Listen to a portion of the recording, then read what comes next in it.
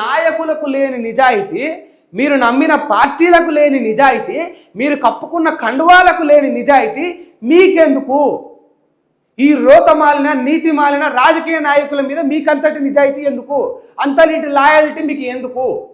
ఏం కూడా కట్టుకొని పోతారు? మీరు క్యారెక్టర్ అంటూ ఉండొచ్చు, గుణం అంటూ ఉండొచ్చు, ఏదైనా చెప్తుండొచ్చు. బట్ గుర్తుపెట్టుకోండి, దొంగ దగ్గర పోలీసోడిలాగా పనిచేస్తున్నట్టే మీ పని కూడా. ఒక దొంగోడి దగ్గర నేను స్ట్రిక్ట్గా పోలీసోడిలాగా డ్యూటీ చేస్తున్నా అంటే ఎట్లా ఉంటుందో, రాజకీయ నాయకులకు పార్టీలకు లాయాలిటీతోటి నిజాయితీతోటి నువ్వు కార్యకర్తగా పనిచేస్తున్నావు అంటే గంతే. ఇక దొంగోడి కింద పోలీసోడు ఉంటే ఎట్లా ఉంటుంది? ఇక ఒకసారి ఇమాజిన్ చేసుకోండి.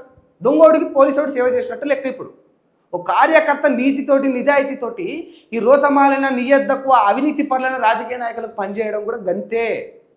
ఇది ఎప్పుడైతే మీరు రియలైజ్ అయ్యి మీ మీ బతుకు గురించి మీరు ఆలోచించి మీ కుటుంబం గురించి ఆలోచిస్తారు, అప్పుడేమైనా బాగుపడుతుంది.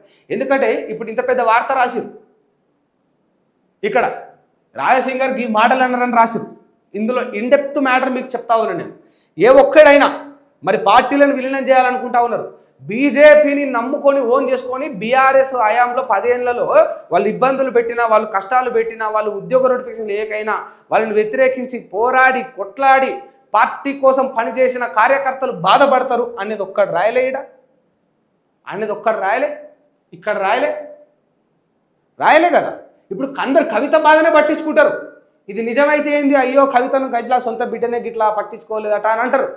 స్వయంగా గింత పార్టీకి గింత కృషి చేసిండు, హిందుత్వం పరంగా కావచ్చు, బీజేపీ పరంగా కావచ్చు, ఇంకా ఏదైనా what ever it is. But ఇంత లాయల్గా ఉన్నాడు రాజాసింగ్. మరి ఆయనకే ఇటువంటి దుస్థితి ఉన్నది, ఆయనకే ఇట్లా చెప్తే సస్పెండ్ చేస్తారని ఆయన స్వయంగా చెప్పాడు. ఈ విషయం ఎవరైనా చెబితే సస్పెండ్ చేస్తారని ఆయన బయటికి చెప్పిండు. ఇటువంటి పరిస్థితి రాజాసింగ్ గారికి ఉన్నదనే చోడే రాస్తాడు తప్ప మరి కష్టపడి పనిచేసిన కార్యకర్తల గతి ఏందని ఒక్కడు రాయడు. చూద్దాం ఈ చిలక పలుకులు ఆయన ఏం రాసిండు, ఈయన రాసిండు చూద్దాం. బీజేపీలో కలిపే ప్లాన్. ఇంటి ఆడబిడ్డకు సోషల్ మీడియాలో విష ప్రచారాలు. బీజేపీ నేతల ఆసుపత్రి ప్రారంభోత్సవానికి వెళ్ళింది ఎవరు? కేసీఆర్ లాగే నాకు కొంచెం తిక్క, నోరు తెరిస్తే తట్టుకోలేరు. ఇట్లా మొత్తం వాళ్ళ భాగవతమే తప్ప ఒక కార్యకర్త గురించి, కష్టపడ్డ ఒక మామూలు సగటు వ్యక్తి గురించి ఎవరు కూడా రాయరు. బట్ ఇది మీరు అంటే ఒక మధ్యతరగతి కావచ్చు, ఒక డౌన్ నుంచి వచ్చిన వ్యక్తి కావచ్చు, మీరు ఇప్పుడైనా రియలైజ్ కావాలనే ఉద్దేశంగా నేను చెప్తా ఉన్నా. దయచేసి దాని నుంచి మనం బయటికి రావాలి, ఇప్పుడైనా రావాలి. ఇది గుర్తుపెట్టుకోండి.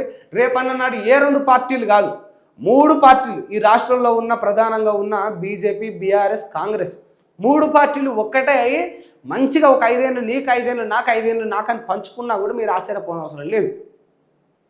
చివరికి మిగిలేది ఏంది? మీ మీద ఉన్న కేసులు, మీ మీద ఉన్న విద్వేషం, మీరు కొట్లాడుకొని మీ మధ్యలో శత్రుత్వమే. ఇప్పుడైనా దయచేసి ఈ సిస్టమ్ నుంచి బయటికి రావాలి మీరు కార్యకర్తలని ఆశిస్తున్నాను. కవిత దెబ్బకు 2 పార్టీలు విలవిల.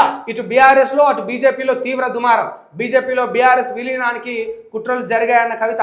ఆ వ్యాఖ్యలు సమర్థించిన బీజేపీ ఎమ్మెల్యే రాజాసింగ్ తమ వాళ్ళు అమ్ముడు పోతారంటూ కామెంట్స్. తలలు పట్టుకుంటున్న 2 పార్టీల నేతలు కేడర్కు ఏం సమాధానం చెప్పాలో తెలియక ఆగమాగం.